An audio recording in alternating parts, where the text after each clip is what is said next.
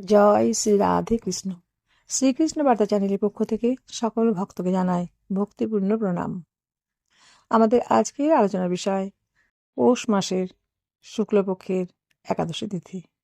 এই পৌষ মাসের শুক্লপক্ষের একাদশী তিথির নাম কি, কেন এই নাম, এই একাদশী ব্রত পালন করলে কি সুফল পাওয়া যাবে, কারা এই একাদশী ব্রত পালন করবেন, কিভাবে এই একাদশী ব্রত পালন করবেন, সংকল্প কবে কখন কিভাবে করতে হবে, সংকল্প মন্ত্র কি, ব্রতের আগের দিন, ব্রতের দিন এবং ব্রতের পরের দিন কি কি কাজ করা উচিত এবং ব্রতের দিন কি কি কাজ করা একেবারেই অনুচিত, একাদশী ব্রতের পারণ কবে কখন কিভাবে করতে হবে এবং পারণ মন্ত্র কি, সেই সঙ্গে পুত্রহীন রাজা সুকেতুমানের পুত্র সন্তান লাভের কাহিনী, এই সব বিষয় নিয়েই আজকের ভিডিওতে আলোচনা করব। আপনাদের কাছে আমার বিশেষ অনুরোধ, ভিডিওটি প্রথম থেকে শেষ পর্যন্ত দেখবেন। ভালো লাগলে অবশ্যই একটা লাইক করবেন এবং কমেন্ট বক্সে লিখে জানাবেন ভিডিওটি আপনাদের কেমন লাগলো। আর আপনি যদি শ্রীকৃষ্ণ বার্তা চ্যানেলের নূতন দর্শক হন, এখনও চ্যানেলটিকে সাবস্ক্রাইব না করে থাকেন, তাহলে প্লিজ একটি সাবস্ক্রাইব করে দিন। এতে আপনার একটুও সময় বা অর্থ নষ্ট হবে না, কিন্তু আপনার একটি সাবস্ক্রাইব এই চ্যানেলটিকে এগিয়ে যেতে সাহায্য করবে। অর্থাৎ আপনার ভালোবাসা, সহানুভূতি, সহযোগিতা আমার এগিয়ে চলার পরম পাথেয়। রাধারানীর চরণে আপনার মঙ্গল প্রার্থনা করে শুরু করছি আজকের আলোচনা। এই একাদশী ব্রত পালন করলে একদিকে যেমন পুত নামক নরক যন্ত্রণা থেকে মুক্তি পাওয়া যায়, তেমনি অপরদিকে সুন্দর, গুণবান, তেজস্বী পুত্র সন্তান লাভ করা যায়। তাই এই একাদশী ব্রতের নাম পুত্রদা একাদশী ব্রত। পুত্রদা একাদশী ব্রত পালন করতে হবে পৌষ মাসের 14 তারিখ, ইংরেজি 30শে ডিসেম্বর, মঙ্গলবার 2025।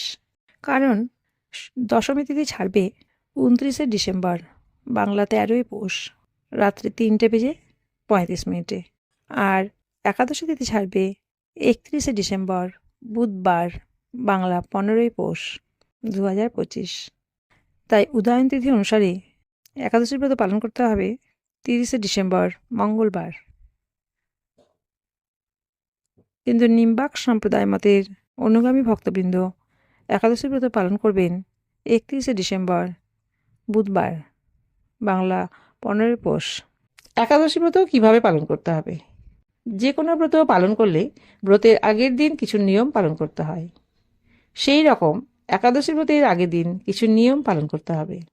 একাদশী ব্রতের আগের দিন ব্রাহ্ম মুহূর্তে ঘুম থেকে উঠতে হবে। তারপর প্রাত্যহিক ক্রিয়াকর্ম সেরে স্নান করে শ্রীহরির পুজো করতে হবে। তবে চুল, দাড়ি বা নখ বড় বড় থাকলে সেগুলো আগের দিন কেটে পরিষ্কার করে নিতে হবে। কোনো পরিশ্রমের কাজ থাকলে আগের দিন সেই কাজ সম্পন্ন করে রাখতে হবে। কারণ ব্রতের দিন পরিশ্রমের কাজ করলে ব্রত পালন করতে অসুবিধা হতে পারে। ব্রতের আগের দিন সংযম করতে হবে। সংযম করতে না পারলে নিরামিষ আহার গ্রহণ করতে হবে।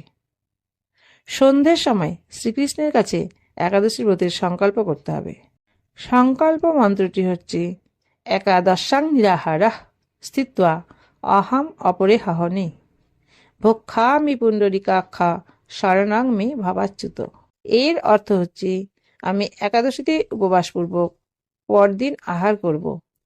হে পুণ্ডরিকাক্ষা, হে অচ্যুত, আপনি আমার শরণ স্থান হন। অর্থাৎ পরদিন একাদশী ব্রত পালন করতে গিয়ে কোনো অসুবিধা যাতে না হয়, কোনো বাধা বিপত্তি যেন না আসে, একাদশী ব্রত যাতে সুষ্ঠুভাবে পালন করতে পারা যায়, সেই জন্য শ্রীকৃষ্ণের নিকট প্রার্থনা করতে হবে। অনেক সময় দেখা যায় আমরা আগে থেকে একরকম প্ল্যান করে রাখি, কিন্তু কার্যকালে অন্যরকম হয়। তাই যাতে এমন না হয়, এই জন্য আগের দিন শ্রীহরির নিকটে প্রার্থনা করতে হবে। বেশি রাত্রি না করে তাড়াতাড়ি রাত্রের খাওয়া সেরে ভালোভাবে দাঁত ব্রাশ করে মুখ ধুয়ে ঘুমিয়ে পড়তে হবে। কারণ অনেক সময় দাঁতের ফাঁকে ফাঁকে খাবারের টুকরো আটকে থাকে। পরদিন সকালে ওই খাবারের টুকরো মুখের মধ্যে এলে একাদশী ব্রত পালন ভঙ্গ হবে। আর বেশি রাত্রি করে ঘুমালে পরের দিন সকালে শরীর খারাপ করতে পারে। সেক্ষেত্রে একাদশী ব্রত পালন করতে অসুবিধে হতে পারে। এর জন্য ব্রতের আগের দিন একটু তাড়াতাড়ি খাওয়া দাওয়া করে ঘুমিয়ে পড়তে হবে। এখন আলোচনা করব ব্রতের দিন কি কি কাজ করতে হবে। একাদশী ব্রতের দিন ব্রাহ্ম মুহূর্তে ঘুম থেকে উঠতে হবে। তারপর প্রাত্যহিক ক্রিয়াকর্ম সেরে স্নান করতে হবে। নিকটে যদি গঙ্গা নদী থাকে তাহলে একাদশী দিন গঙ্গা নদীতে স্নান করবেন। পতিত পাবনী মা গঙ্গা আমাদের শরীর ও মন নির্মল করে দেন। আর অন্য কোনো নদী বা জলাশয় থাকলে সেখানেও স্নান করতে পারেন। তারপর শ্রীহরির পুজো করবেন। সারাদিন শ্রীহরির নাম বা কৃষ্ণের অষ্টতর শতনাম, রাধারানীর অষ্টতর শতনাম, বিষ্ণুর সহস্র নাম, ভজন, কীর্তন, গান এগুলো করতে পারলে খুব ভালো। আর যদি নাও করতে পারা যায় তাহলেও শ্রবণ করা উচিত। ব্রতের দিন বেশি বেশি করে মালা জপ করা উচিত। প্রতিদিন আমরা যত সংখ্যক মালা জপ করি, একাদশী ব্রতের দিন তার থেকে বেশি সংখ্যক মালা জপ করতে পারলে নিজের এবং পরিবারের মঙ্গল হবে। ব্রতের দিন রামায়ণ, মহাভারত, ভাগবত, গীতা বা যে কোনো ধর্মীয় গ্রন্থ পাঠ করার চেষ্টা করবেন। এতেও মনে সুপ্রভাব পড়বে। ওই দিন সাধুসঙ্গ করতে পারলে তাতেও খুব পুণ্য সঞ্চয় হয়, মন খুশিতে ভরে ওঠে। ব্রতের দিন মন্দিরে গিয়ে ভগবানের পুজো দিয়ে আসতে পারলে, ভগবানকে দর্শন করে আসতে পারলে তাতে নিজের এবং পরিবারের খুব মঙ্গল হয়। রাত্রি জাগরণ করে হরিবাসর করলে একাদশী ব্রতের সম্পূর্ণ পুণ্যফল পাওয়া যায়। ব্রতের দিন বা আগের দিন বা পারণের দিন দান করতে পারলে খুবই পুণ্য হয়। কথায় আছে দান করা পুণ্যের কাজ। গরিব ব্রাহ্মণ বা গরিব মানুষকে বা কোনো ভিখারিকে অন্ন কিংবা বস্ত্র কিংবা অর্থ বা অন্য যা কিছু দান করতে পারলে তাতে অনেক পুণ্য সঞ্চয় হয়। এখন আলোচনা করব একাদশী ব্রতের উপবাস কিভাবে করতে হবে। একাদশী ব্রত নানাভাবে পালন করা যায়। নির্জলা, সজলা, সফলা, আবার সবজি সেদ্ধ করে বাদাম তেল, সূর্যমুখী তেল বা ঘি দিয়ে নেড়ে একাদশী ব্রতের দিন খাওয়া যায়। যদি নির্জলা উপবাস করতে পারেন তাহলে খুবই ভালো হয়, অর্থাৎ জল না খেয়ে উপবাস করতে হবে। যদি আপনি সংকল্প করার সময় নির্জলা উপবাস করার সংকল্প গ্রহণ করেন তাহলে অবশ্যই নির্জলা উপবাস করতে শ্রীহরি আপনাকে সাহায্য করবে। অনেক ভক্ত নির্জলা উপবাস করেন, আর নির্জলা উপবাস না করতে পারলে সজলা উপবাস করবেন, অর্থাৎ জল খেয়ে উপবাস করবেন। কারণ জল খেলে ভোজনও হয় আবার অভোজনও হয়। রাজা অম্বরীশ পারণের সময় অতিক্রান্ত হয়ে যাচ্ছে দেখে জল খেয়ে একাদশী ব্রতের পালন করেছিলেন। অনেকেই শুধুমাত্র জল খেয়ে একাদশী ব্রতের উপবাস করেন। আর যদি সজলা উপবাস করতে না পারেন তাহলে সফলা উপবাস করবেন, অর্থাৎ শুধুমাত্র ফলমূল খেয়ে একাদশী ব্রতের উপবাস করবেন। আর আপনি যদি তাও করতে না পারেন তাহলে নির্দিষ্ট কিছু সবজি, বাদাম তেল বা সূর্যমুখী তেল বা ঘি দিয়ে রান্না করে গ্রহণ করতে পারেন। ফল ছাড়াও অনেক খাবার আছে যেগুলো একাদশীতে গ্রহণ করা যায়, সেগুলো গ্রহণ করতে পারেন। তবে একাদশী ব্রতের দিন পঞ্চশস্য গ্রহণ করা যাবে না, তাহলে একাদশী ব্রত পালন ভঙ্গ হবে। এবার আলোচনা করব একাদশীর দিন কি কি কাজ করা উচিত নয়। একাদশী ব্রতের দিন মিথ্যে কথা বলা একেবারেই উচিত নয়। কাউকে মানসিক বা শারীরিক আঘাত করা উচিত নয়। একাদশী ব্রতের দিন বেশি পরিশ্রম করা উচিত নয়, তাহলে শরীর খারাপ হতে পারে এবং একাদশী ব্রত ভঙ্গ হতে পারে। একাদশী ব্রতের দিন ক্ষৌরকর্ম করা উচিত নয়, কারণ ক্ষৌরকর্ম করার সময় শরীরের কোনো অংশ কেটে গিয়ে রক্তপাত হতে পারে, তাহলে একাদশী ব্রত ভঙ্গ হবে। একাদশী ব্রতের দিন দিনে ঘুমানো একেবারেই উচিত নয়। দিনের বেলা ঘুমোলে একাদশী ব্রতের ফল পাওয়া যায় না। এখন আলোচনা করব পারণ কবে, কখন, কিভাবে করতে হবে এবং পারণ মন্ত্র কি। পুত্রদা একাদশী ব্রতে পালন করতে হবে ভারতীয় সময় 31শে ডিসেম্বর বুধবার, বাংলা 15ই পৌষ, পূর্বাহ্ন 9:55 মধ্যে। এবং নিম্বাক সম্প্রদায় মতের অনুগামী ভক্তবৃন্দ পুত্রদা একাদশী ব্রতের পালন করবেন বৃহস্পতিবার 1 জানুয়ারি 16ই পৌষ, পূর্বাহ্ন 9:55 মধ্যে। পারণ মন্ত্রটি হচ্ছে সংসার ক্লেশ দগ্ধাস্য ব্রত নানেন কেশব প্রসিদ্ধ সুমুখ নাথ জ্ঞান দৃষ্টি প্রদ ভব। শ্রীহরির পুজো করে সেই প্রসাদ হাতে নিয়ে এই মন্ত্রটি বলে একাদশী ব্রতের পালন করতে হবে। এতক্ষণ আমি পুত্রদা একাদশী ব্রত কিভাবে পালন করতে হবে সে সম্বন্ধে আলোচনা করলাম। এখন আমি পুত্রদা একাদশী ব্রত কথা পাঠ করব। আপনারা ভক্তি সহকারে শ্রবণ করবেন, কারণ ভক্তি সহকারে একাদশী ব্রত কথা শ্রবণ করলে তাতেও অনেক পুণ্য লাভ হয়। পুত্রদা একাদশী ব্রত মাহাত্ম্য।